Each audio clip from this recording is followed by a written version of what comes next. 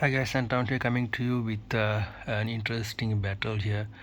The Irresistible by Givenchy, which is a relatively ancient perfume launched in about year 2005 with not one but total of four perfumers involved in its creation.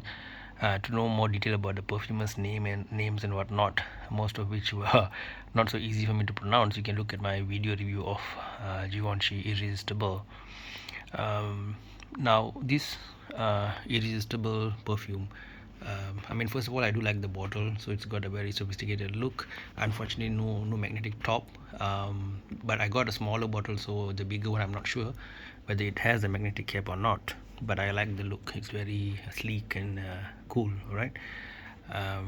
Now it seems this perfume divides opinion somewhat, but those who love it, they really are very fond of it. They talk about it in very nostalgic terms because in many places this is not available anymore, especially the normal size, the 50 or 100 and so on mil sized bottles are not really available.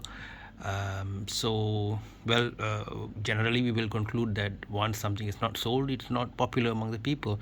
But if you think carefully, you'll find that there are lots of factors. For example, let's say some of the major ingredients are, due to whatever reason, banned due to legal law, whatever lawmakers decide, right? Maybe the object is, let's say, animalic origin. For example, certain animals is not ethical anymore, or certain plants which are rare, right? So some of the reasons why still successful blend, or certain health reasons, right? So that blend is not possible for it to be utilized anymore over the passage of time, right? So that could be one reason why perfumes get discontinued, besides the obvious lack of popularity and profit.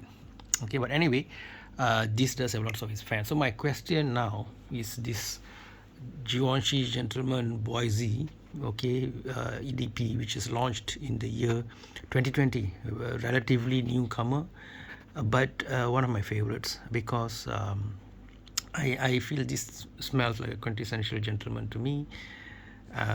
In terms of ingredients, actually, if you look at the listed ingredients, listed ingredients are always, how to say, um, it's both good and bad. Sometimes it's accurate, but sometimes we always doubt or feel that the companies have certain mystery ingredients inside. Okay, so in terms of ingredients, if you look at purely ingredients for these, the older, the irresistible Givenchy, right? It's despite using four perfumers, it's got relatively small number of ingredients.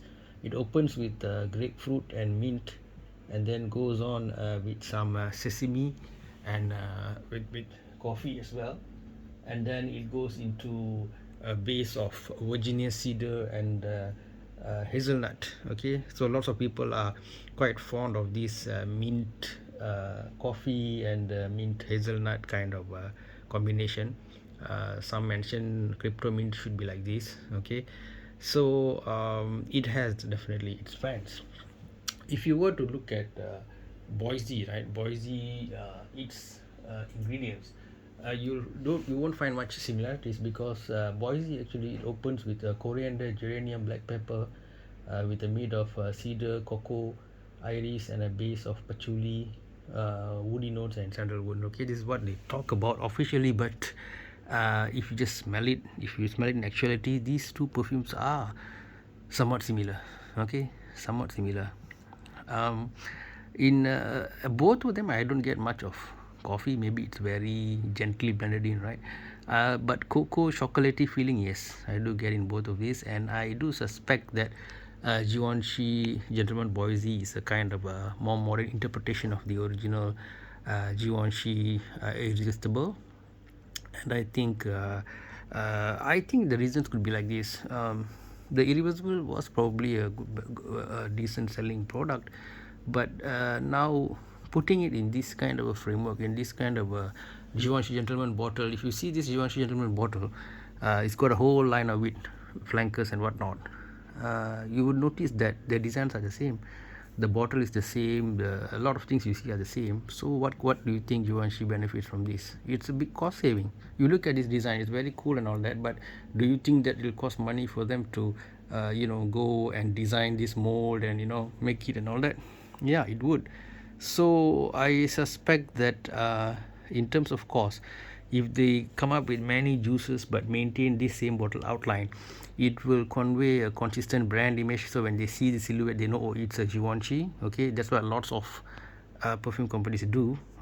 They try to unify, like for example, let's say Jean Paul Gaultier, Le Mal, right?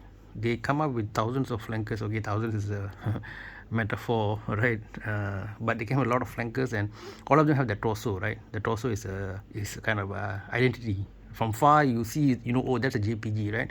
So number one, it gives identity. Number two, it reduces cost because you're going to use the same type for all your varied juices. So I suspect this might be a few reasons why this guy sort of transmuted into this, but it's just my own hypothesis.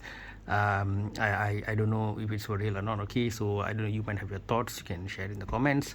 But one thing I want to say is that if my theory is correct, then those who miss and rant about it in various forums of losing this irresistible the name itself says, right, this being a very irresistible product, you can sort of test this, get a sample, get a small bottle, or go to the mall, spray it on the paper and take a whiff. If you feel that the you are able to accept, or it's quite similar, then why not you go for Gentleman, Givenchy, boisee. I still feel the projection and the longevity needs to improve for this. Givenchy, if you are listening, please consider that. People always value perfume makers who make good juices with which are also projecting well and last long, right? um, I don't know honestly why many make very very rapidly disappearing, right, perfumes. Of course, you might want the customer to spray a lot more and the bottle finish faster, and they might buy faster. Number two, you can make many variants, you the toilette, you the perfume, and what else they have, elixirs, god knows what, right? But I think if you come up with certain kind of non-business way of looking at things, you make it good, good concentration, good notes, good price, I think you will have certain loyal crowd who will buy it no matter what. So you can have faith in the process. But I doubt corporations can think like this, but it's okay. But what we have is what we have for now, right? So if you want to scratch your itch for what do you call it,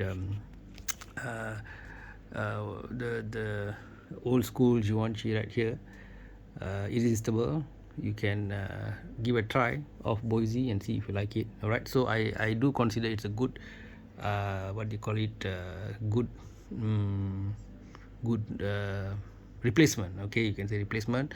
I feel it's more polished, it's got a bit of an incensey vibe. I mean, that's the way incensey or oud or something is there, definitely small amounts mixed with chocolate. So I definitely love Givenchy Gentleman boisee, except for the longevity and projection. So do consider that as a replacement, and I do think it's a reasonable replacement for the original Irreversible. Okay guys, thank you, take care, bye bye, share your comments.